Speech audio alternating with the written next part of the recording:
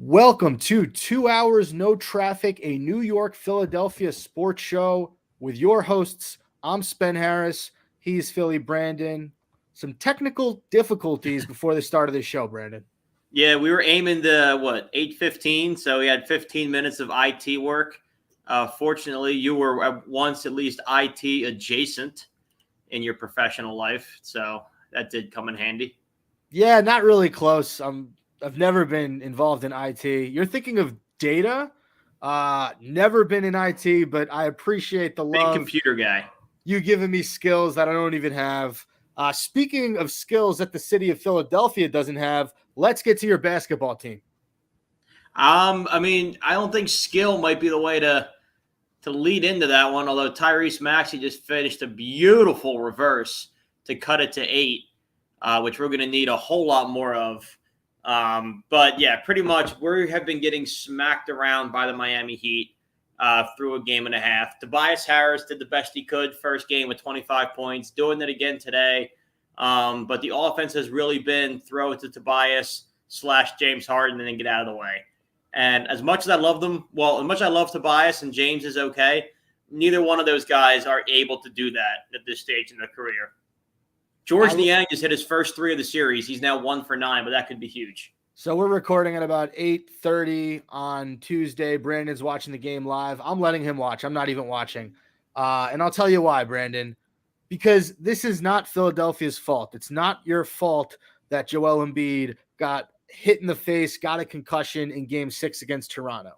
You guys acquired a player in James Harden who had very bad karma coming to him.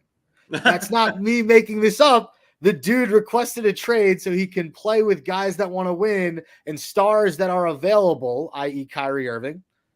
And it's ironic. The best player on the Sixers, did they announce he was MVP today? No. Well, they should. That's the only one that hasn't leaked. Yeah, they should probably announce that because he's the MVP. It's Joel Embiid. He was the most dominant player in basketball this season.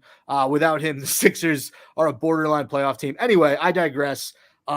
Because you acquired James Harden, the 76ers got caught in the middle of a karma war between James Harden and the Brooklyn Nets, and you're just on the wrong end of the stick. There is no right end of the stick, by the way. You might win this game. The Heat are up, 8 right now, I guess? Heat are up 5. The Sixers closed it from down 14 to down 5. Maxey's about to nail James. Oh, no, man, he missed it. Yeah, I think I'm ahead of you, maybe. Anyway, it's going to be tough to win this series without Joel Embiid. So I guess there's 8. Another question for you, Brandon, is what do you think of DeAndre Jordan? Dude, I didn't want him to begin with. I was very vocal about that, and he's worse than I expected. I knew I wasn't getting Andre Drummond. I thought I might get Dwight Howard from last year. And what I've really gotten is probably if Kwame Brown laced them back up again. That is the level of play DJ has given this team. Can I just say, I've never seen a coach in Doc Rivers be more loyal and support who just performed at such a poor level. It's insane. I mean, you would think that this guy gave Doc Rivers a kidney the way Doc Rivers backs him after the entire city of Philadelphia wants to hurt him. Let's face it. You people are crazy. You're angry. You're upset. Maybe you don't want to hurt him because you're a mild-mannered, level-headed thinking guy, but there are some idiots in Philadelphia who, same people wanted to hurt Ben Simmons, want to hurt DeAndre Jordan. But it's just a strange situation. Look, I think Embiid's going to be back. I don't even think it's loyalty. I think we're giving Doc too much credit. I think it's genuine thick-headedness.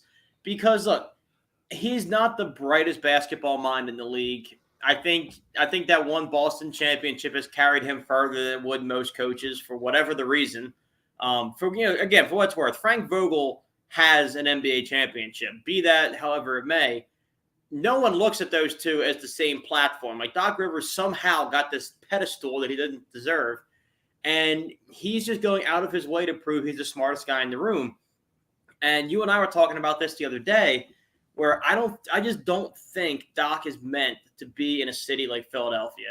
I think he would be happier in a city like LA, or any small market where they're happy to have him, or they're happy to make the playoffs, or you're going to have reporters throwing you layup questions. I think having guys like Josh Reynolds, like Derek Bodner in that newsroom who know basketball pisses him off because they're asking him X's and O's questions, and he's not used to his X's and O's being questioned.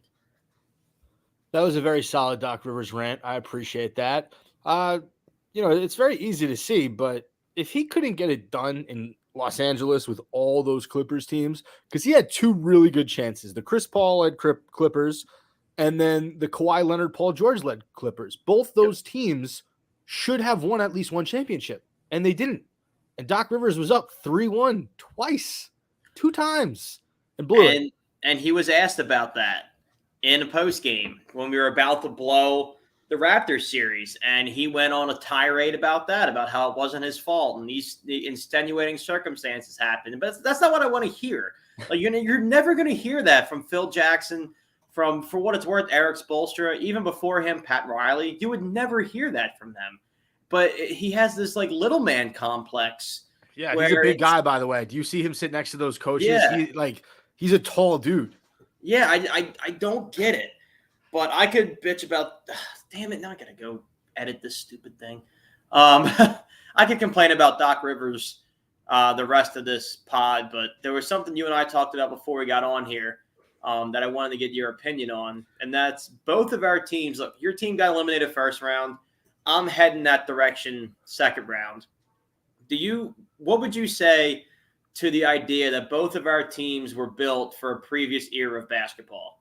By that, I mean, remember, the Warriors had a big three. The Heat had a big three. Everybody built these big threes at the expense of depth. And that's what Brooklyn did. That's what the Sixers did.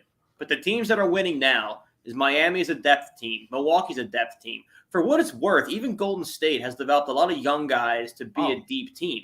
I'd argue Golden State is the deepest team in the NBA. Yeah, well, but they're also led by a big three of sorts, is kind of why I had them on the fringe.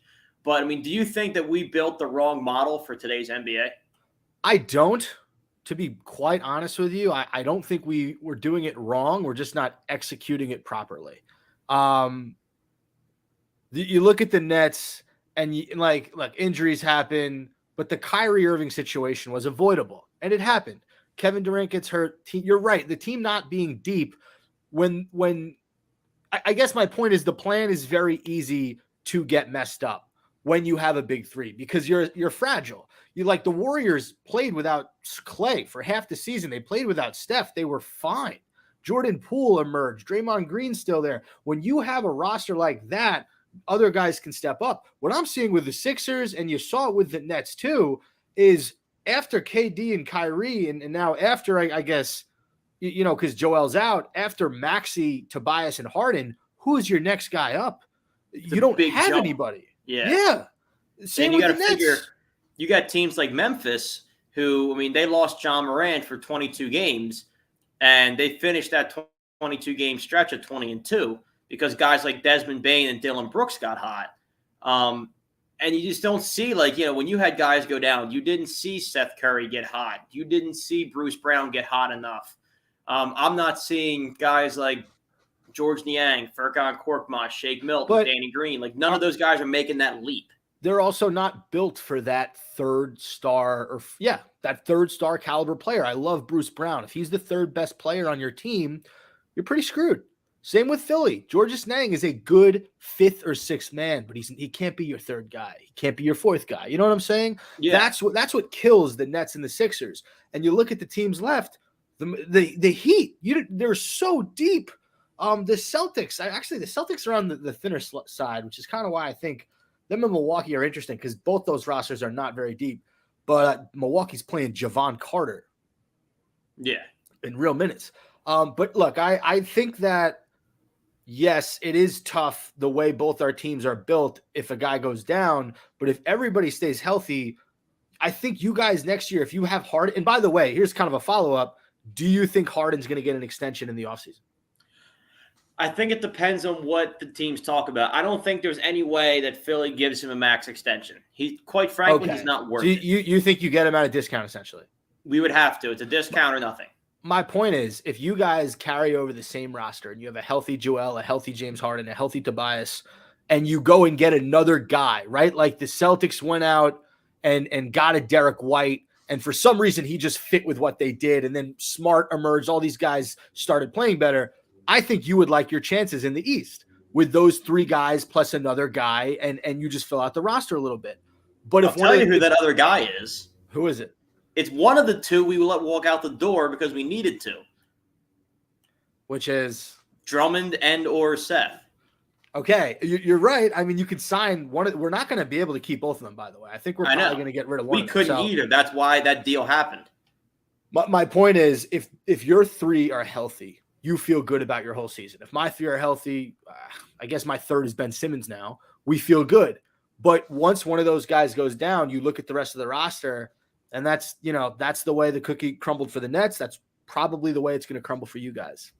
And that's what makes me wonder is that, I mean, we have this money tied up, and obviously, Joel's the crown jewel of this team. I mean, he's exempt from all this. Tyrese Maxey's a budding star, but you look at some of these guys, like you look at the money you're going to give James Harden, and you start to think it's like, do you want to give him, 20-25 in a season, or do you go get two impact players like, a Dylan Brooks I keep bringing up, or a Jordan Poole caliber, and get two or three, buy low, high ceiling guys, then hope they grow into a role. It starts to become a question of, do you build for depth or do you stay top heavy? That's a great question. I don't know. I don't know the answer. That's why they don't pay me to be a GM. I get paid to give my opinion on Twitter. And that's what I'm doing today. I want to get to the Knicks really quickly. First of all, who cares other than Knicks fans? Yeah, I said it. Deal with it. I'm not trying to ostracize you guys, but out of the three of us, two of us made the playoffs. I will say that I called into a New York radio sports show the other day to talk about the Nets when the season ended. And the host, Boomer Esiason, who I'm sure you're familiar with. Yeah. He says, would you guys want to take Julius Randle? And I was on radio, so I couldn't really think about that question. And I immediately said, no, I don't want him anywhere near my team. I don't want him anywhere in Brooklyn. Please, no. And I thought about that 2 or 3 days after I said it. And I kind of regret saying that because I think that Julius Randle would actually make sense in Brooklyn. So if Julius Randle, you're listening, I'm sorry for saying that. I didn't really mean it. I just it was a reaction. I think you're actually a really good basketball player, and I know my opinion doesn't mean anything to you, but if you played with the Nets, I would root for you. I just wanted to get that out there. Having said that, yeah, Knicks are weird. They should probably fire Thibodeau, but they got some nice young pieces. I think they have a good amount to build on this summer. Yeah, I mean, the Nets are such a fun franchise to play fake GM with because there's only two guys there's only two guys who you have to move around. Everybody else is it's like chess pieces. I mean, you could remake your roster 9 different ways to Sunday in the offseason if you felt like it. I like Julius Randle there. I don't know where he fits. I mean, I think he'd play like a Draymond Green type of role with this team is how I see it. Yeah, I can see that, I guess. I mean, I think he's overqualified for that role. You'd probably be overpaying for what he's doing because basically what you're going to get out of Ben Simmons is that. It's a very similar role to Draymond Green. He's going to you're right. Draymond's a better shooter, but you're absolutely right. You see what I'm saying? I did say the Nets needed some wing players and some dogs on their team, like a Pat Bev, like a Marcus Smart, and they said wings and dogs. So I think that'd be a cool name for a basketball podcast. All right.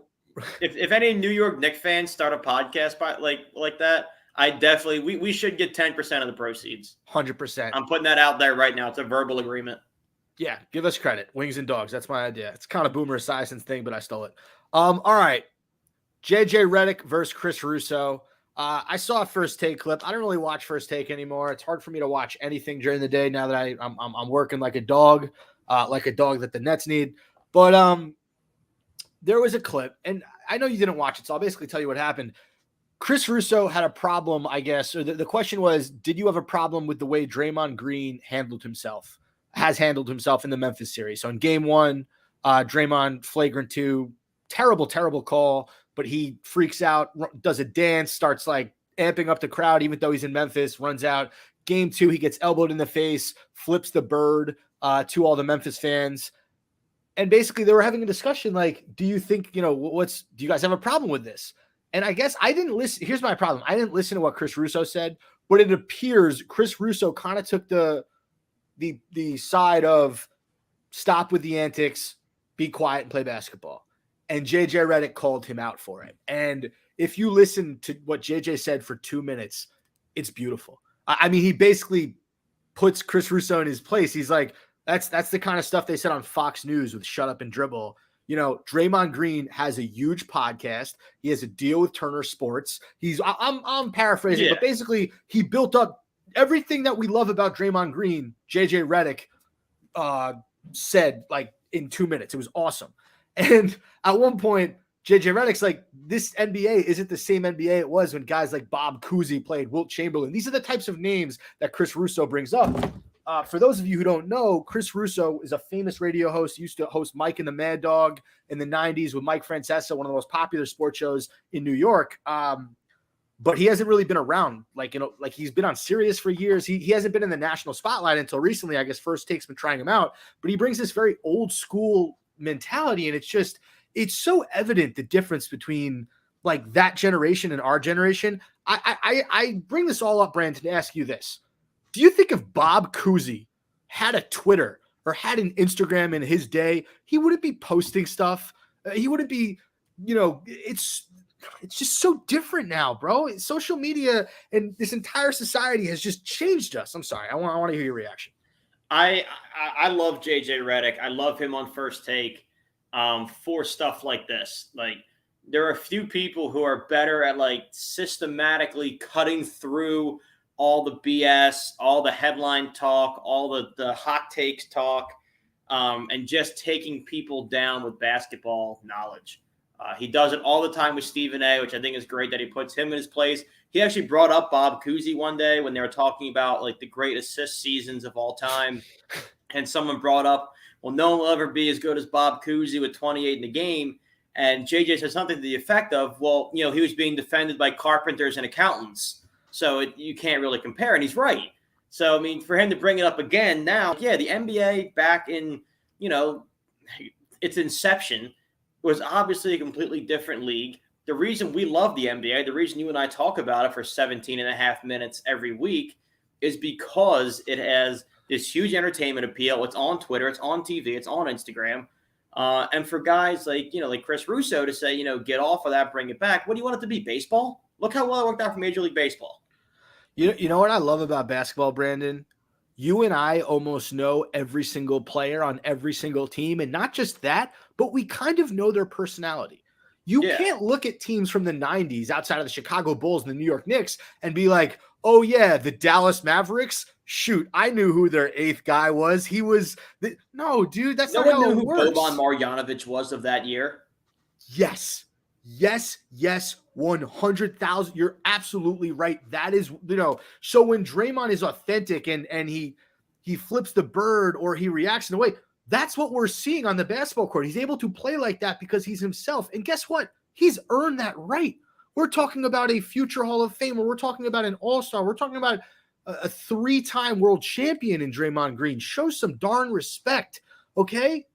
I thought it was I love JJ Redick. Yeah, I mean, and that's stuff that would have flown pre-JJ. Like, I mean, do you think that – I mean, I am coming to like Perk, but, like, you remember when First Take was really down bad pre-JJ? Like, whenever Stevie would take a day off, it was Chris Hollins would come in. They'd get all these, like, C-list celebrities to come talk about their, like, 3 seasons in the league. You're talking about Ryan Hollins? Ryan Hollins, yeah, whatever. See, exactly. He's, irrelevant. But that would have flown with those guys. It would have been like, you know what? Yeah, you're right. I might have been an end of the bench guy, but I never did this and that. And, JJ Redick's still friends with these guys. Silliness. By the way, Ryan Hollins, Brandon didn't mean that. If you ever want to come on the show, I respect you. I used to love your content. I actually thought you were one of the saving graces of a First Take. Anyway, let's move on. Let's move on. I want to get to the NFL draft. I want to get to your Philadelphia Eagles and my New York Giants. What a day it was to be an Eagles fan. I think that same draft day, the Sixers won. So, like, you must have been in Philadelphia heaven. So, on that day, Sixers clinched. Phillies swept the Rockies. Howie nailed the draft. AJ Brown's coming home. Boom. Like, I mean, it was nirvana around here. I was hyped to get Jordan Davis. I think at the end of Fletcher Cox's career with Davis also on the D-line, I think that's going to be trouble. You also got to deal with Hassan Reddick and Kaiser White. So that was an awesome pickup. And then there was nobody there at 18 that I would have rather gotten over A.J. Brown. Like, there was nobody in this draft, in my opinion, receiver-wise, who was going to eclipse his ceiling. By the way, he's 24. So there were guys drafted in this draft who were 8 months younger than A.J. Brown, which is a negligible amount. So you're getting a prospect with 2,000-yard seasons. Massive win by Howie. Gave up 1 first this year and I think a third coming up. The 4-year, $100 million deal looks bad, but when you realize what the options and all, it's really a 5-year 106, which looks a lot better. And then I think the icing on the cake that a lot of people aren't talking about is nobody wanted Nakobe Dean. The torn pec is a scary injury. I get that, but he was an absolute dog at Georgia. He was one of the best linebackers in the country had he not torn that pec. I've been critical of the Eagles training staff before, but they fit my narrative this time. So they say he's healthy. So I say he's healthy. And there was more wins down the draft. I mean, we got a linebacker out of Kansas who's going to be a real weapon, but it was just a masterclass by Howie Roseman. That guy might not even make the team. But, no, I like the 2 guys from Georgia. And you guys getting A.J. Brown, I mean, the biggest winner is Jalen Hurts. Because if he has a bad season with Devonta Smith and, the rest of your receiving core is like whatever without A.J. Brown, he's on the hot seat. But what getting A.J. Brown does, Jalen Hurts can't be bad this season. He can throw 3-yard darts to Brown and Devonta Smith the entire season, and he'll look great. I mean, like, this is every quarterback's dream. And guess what? Having those 2 guys on the outside, it's going to open up the middle of the field. Jalen Hurts is a scrambling quarterback. He can get out of the pocket and run. And that's not even to mention Dallas Goedert and Miles Sanders. Yes, I haven't even mentioned those 2 studs. So great job by Howie Roseman. But based on reports, Jalen Hurts was the guy who was working out with A.J. Brown a few weeks ago. And he was the guy in the Eagles front office ear saying, make this deal. Let's do it. Let's get my guy over here. I mean, the second this trade went down as a Giants fan, I was outraged. It's just like, you didn't expect to get him though, right? No, but last year, 2 years ago, when the Cowboys got Amari Cooper, it was like, I got to deal with, and CeeDee Lamb they drafted, I got to deal with those guys. You guys last year with Smith, now this year with A.J. Brown. Like, bro, the one Giants receiver who looks like he has some promise, Kadarius Toney, didn't even show up to voluntary workouts. Yeah, not to mention, I mean, you guys are letting James Bradbury walk, who is arguably your strongest corner. So, I mean, it's just going to smell like burnt toast inside that stadium. Do you want to get to my Giants? I would love to, because I didn't follow your draft really too much. I mean, we're in your division. That seems like a miss on your end. I'm just so non-concerned. All right. Well, with the 5th pick in the draft, we got Kayvon Thibodeau. I don't know if you've watched this guy interview. He's a menace. He like SNY interviewed him, and he basically said, I'm ready to work. I thought I was going to be nervous at the draft. I really wasn't. Like, I handled it like a pro. He goes, when you're in your bed sleeping, I'm working. And when you wake up, I'm working. And bro, I watched tape on this dude, meaning I watched a few highlights on YouTube, and he can play. This guy is going to be, they mentioned like Lawrence Taylor and Michael Strahan. He's like, don't even compare me to those guys. I'm going to talk to them. I'm going to learn from them. I'm going to do what I can to get there. This man is humble. He's confident. He's hungry. Absolutely love the pick. And then what do we do at 7? We don't have Dave Gettleman anymore, Brandon. We don't have an older gentleman with possible dementia. We have a real general manager in Joe Schoen. He gets Evan Neal, the tackle from Alabama. You can listen to these 2 guys' interviews. They couldn't be more different. Like, Kayvon Thibodeau sounds so enthusiastic. Evan Neal's just like, yeah, I'm ready to play. Like, that's it. Yeah, let's play. He's very, very, monotone, sort of, not a lot of enthusiasm, but you can tell he's a grown man. He doesn't need it. And then in the 2nd round, we got Wendell Robinson, short receiver out of Kentucky. He's like 5'8". I don't know if I love that pick. I'll stop there, but I'm just happy that the Giants finally did something that I think fans agreed with the first 2 picks. Yeah. And I give Joe Shane a lot of credit. You guys needed to start building. I mean, your defense was – you had a lot of holes. Your defense I didn't think was number 1, but I am glad you guys went and got Evan Neal out of Alabama. For the longest time, the Gettleman Giants were hell-bent on, like, just squeezing the last bit of life out of formerly great O-linemen. And I'm talking about Nate Solder pretty much exclusively here. And every other team got on the same bandwagon of you build the trenches and then you figure it out later. And I'm just glad the Giants finally caught on for your sake and started doing that. And for guys like Saquon Barkley, I think Daniel Jones is a lost cause. But, I mean, you needed to build a line to give your guys even a prayer. No, 100%. And I don't think the Giants are going to be good this year, but I think this is the first year in a long time where fans can look at it and say, okay, this is a year where a lot of guys can get better. A lot of guys can get a year under their belt. And maybe next year will be a little bit more competitive in the NFC. But I'm happy for the first time in a long time as a Giants fan of just the direction this franchise is headed.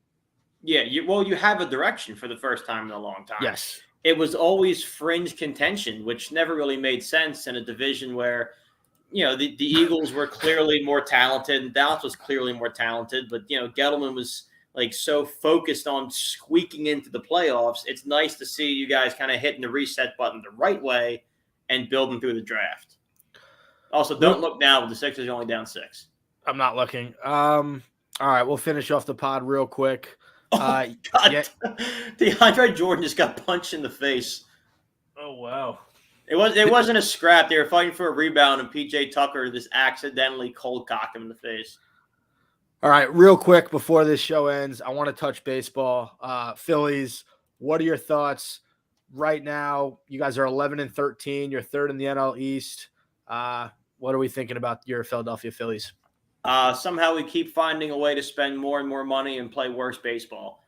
I like to blame ownership, but I can't this year because they did their part. I don't know what's going on the field, but we can't get out of our own way.